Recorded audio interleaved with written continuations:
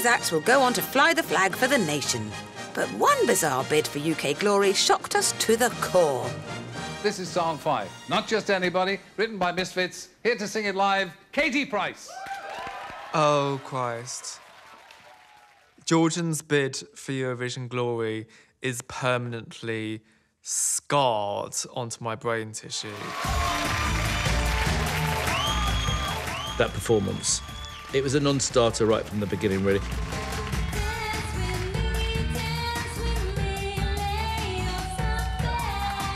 Yes, the glamour model, author and sometime reality star was adding yet another string to her bow. I didn't know whether she could sing or anything. And, well, she can't really, can she? It was quite a skill, really, to sing just below the note all through the song.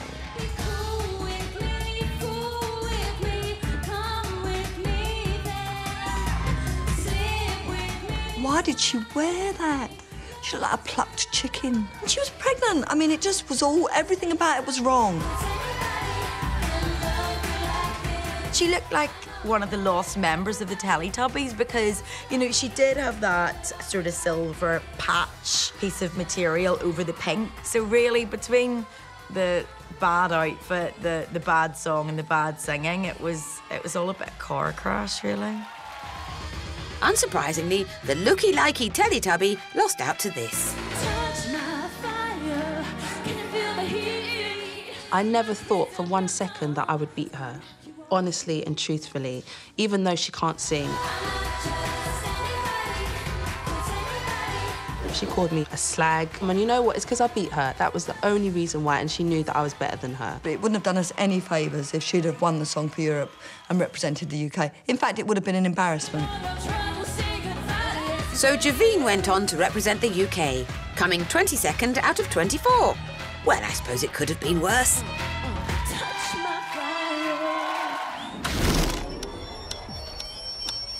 And now a shocking performance on Fame Academy that had nothing to do with the singing. Fame Academy's very own Victor Meldrew. We do believe it, unfortunately. It is Richard Park. I think Richard and Paddy Keelty probably, you know, really surprised a few people. People went away with the impression that on Fame Academy they disliked each other. They didn't dislike each other. They loathed each other. Sometimes you have to be cruel to be kind. OK, he wasn't listening. Were you at home? Richard wasn't going to take any rubbish off Patrick, and he'd obviously, week upon week, had enough of him interjecting with kind of pointless sentiment, really. So I think it was funny because we saw another Richard, but I quite like that Richard. We want to know if she's going to be a star. OK, you're being heckled here. Let's go to someone else. Okay? What's interesting as a viewer, having done it and then watching these shows, is when there's a spat between the judges. Or in the case of Fame Academy, between Paddy and Richard Park. It's Paris. But it was after this performance that boiling resentment spilled over on live telly. Like, they were bickering prior to this, but I didn't know whether it was all TV or whether it was serious, and it was 100% serious. What do you think, Richard? I think it wins the prize so far this evening for the most boring effort. I'm worried for you, Paris, because I think the viewers might agree with me, and if they do, they might not pick a telephone up, and you might be in trouble. I think, OK, Richard, I think there's a lot of people in here worried about your ears, OK? I was standing in the middle in total shock, thinking, is he going to jump up there? Is he going to jump down? You know, what's going to happen next? Patrick! Ladies and gentlemen, I'm sorry. Oi, you've asked me to comment on what I feel about the performances tonight. I'm giving you an honest critique, and I'm getting a little tired of your attitude, so just you button it. Hang on! It was a bit like a Glasgow street brawl, you know, between the two of them. You just can't quite believe this is happening on live TV. Go on, get on with it. No, Richard, in fairness... Seriously, I've given you a critique. I know you've given us a critique, OK, but what am I meant to do? Am I meant to stand here while everyone else thinks you're talking rubbish? Patrick... It goes too far, and you feel uncomfortable as a viewer, and Richard just wouldn't let go. Patrick, ladies and gentlemen, this man is so sycophantic, it's tiring. OK, come on, look, no, please. This is not about me and you, this is about this guy, and I think he's damn good, OK? Well played, Paris. When he went and Patrick was saying, what's that all about? It was actually Patrick, that's about a series and a half of frustration, Hatred. building to anger, building to outrage, and that's what you saw tonight. When I got off set, I saw Patrick, he was fuming. Once it was out, there was no getting the genie back in the bottle. They never made it up. They never spoke. We should have put him in a ring.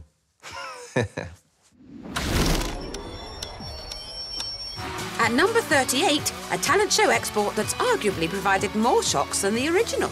America's Got Talent. Anything that we do, they do 10 times better and 10 times worse, clearly. First, a unique example of acrobatic dance. Biggest moment of my life. Right now. 3 minutes. Now we're ready. All right, here we go. Everybody.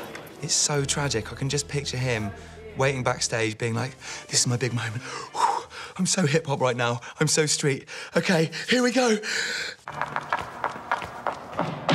He clearly sees himself as the evil Knievel of the folding chair world.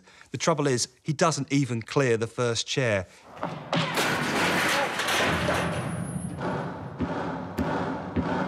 And bang, fail. There's unconscious on the floor. Priceless. I saw the guy on the trampoline who knocked himself out. Wow. Is he breathing? Is he alive? Is he dead? Is he faking it? I don't know, but he's great entertainment. Epic fail of the most wondrous proportions. Please, I want to see more. And so you shall. Next, it's a kind of magic. And what's your act? I will demonstrate for you my abilities in the art of self-levitation. A good magician should know exactly what he's doing. He should understand the psychology of body language and motion. My only advice for anyone who claims to be a levitation expert is basically be pretty confident that you can levitate.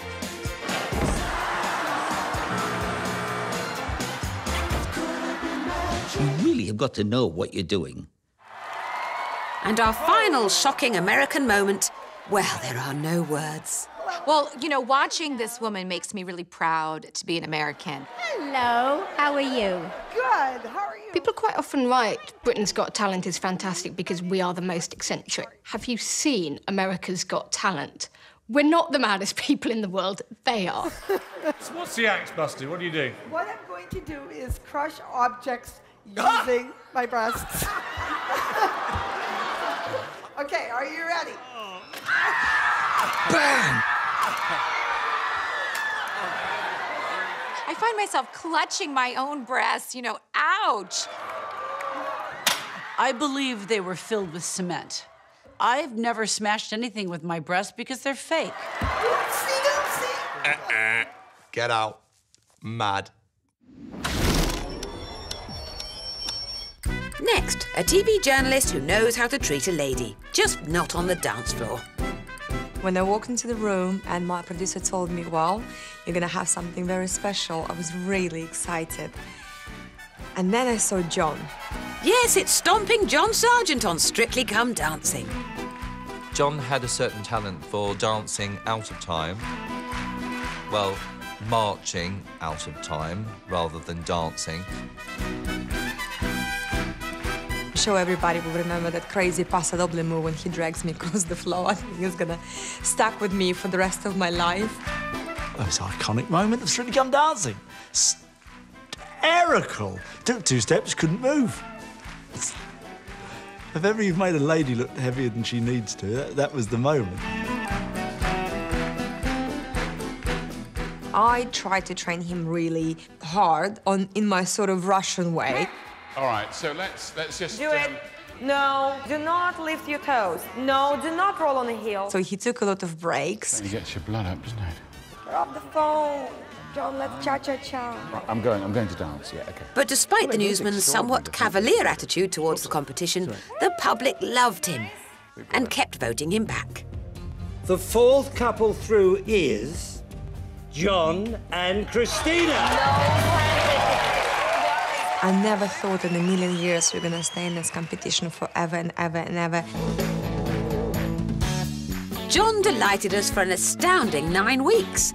Then came another shock as he decided to hang up his dancing shoes and quit the show. The journalist had become the story. A dream died today. John Sargent, the first man who could have been outdanced by a cart horse and yet still be likely to win Strictly Come Dancing, hung up his sequins. It's like when you decide when to leave a party, and the time to leave a party is before the fight starts. He did not talk to me about quitting the show. I think we had quite a rough day the day before it happened. If the public wanted him in, then he should have stayed in. People had voted for him. They'd spent money on him to see him dance the following week. And to come out and say, I might win it, and that would be a terrible thing, why would it be such a terrible thing? Ah, well, you can't please everyone all the time. So it was farewell and back to the day job as John quick stepped off into the telly talent sunset.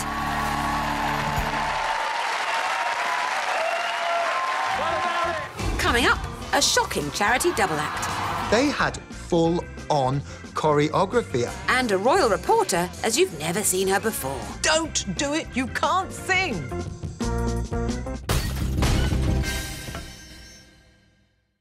Welcome back. You think you've seen some shocking talent. You ain't seen nothing yet. Let's Dance for Comic Relief, the show where celebrities throw shocking shapes for charity. And what could be more shocking than two blokes, one tash, a mullet, and the most romantic dance ever committed to film? Keith and Paddy, I mean, unbelievable.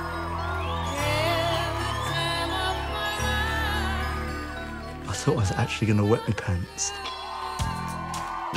I mean, it gives a whole new name to Dirty Dancing, isn't it? Nobody puts Baby in the corner, no, because she's 45 and she's got a moustache. I thought that Keith actually looked more feminine than a number of the ladies on Take Me Out. So that was probably a nice experience for Paddy. When Lee Francis, playing Keith Lemon, playing Baby, dirty danced in the arms of fellow comic Paddy McGuinness, we were shocked. But the real shock was yet to come. When I was first watching it, there were those few seconds of, this is sort of uncomfortable. What turned from something so uncomfortable was suddenly, they're doing the routine. They're doing the routine full on. They've learned the whole steps. They had full-on choreography. The mambo part, really good. Really good. It's so, I can't express to you enough how difficult it is to dance properly and well when you're not doing it with a professional partner. They did all the iconic moves. And when they did the lift.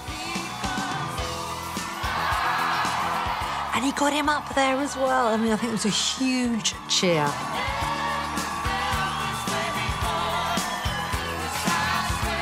I thought Paddy looked gorgeous. I couldn't believe it. That wig, just like, I'd totally ground my hair into that.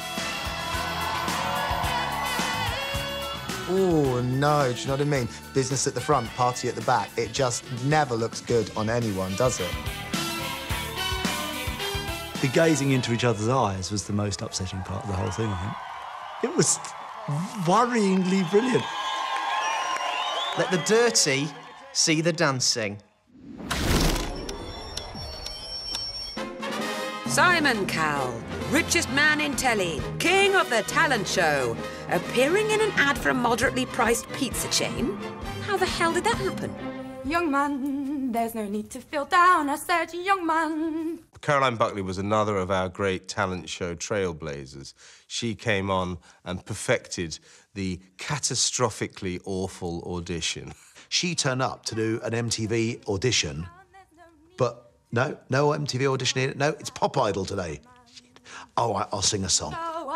YMCA, you can get yourself clean, you can have a good meal. But this audition, tuneless though it is, isn't the shocking moment. Because this less than perfect performance of a popular disco hit led to something very unlikely indeed. You know, you can't really believe it now that Simon Cowell was actually one of the judges on the Pizza Hut advert.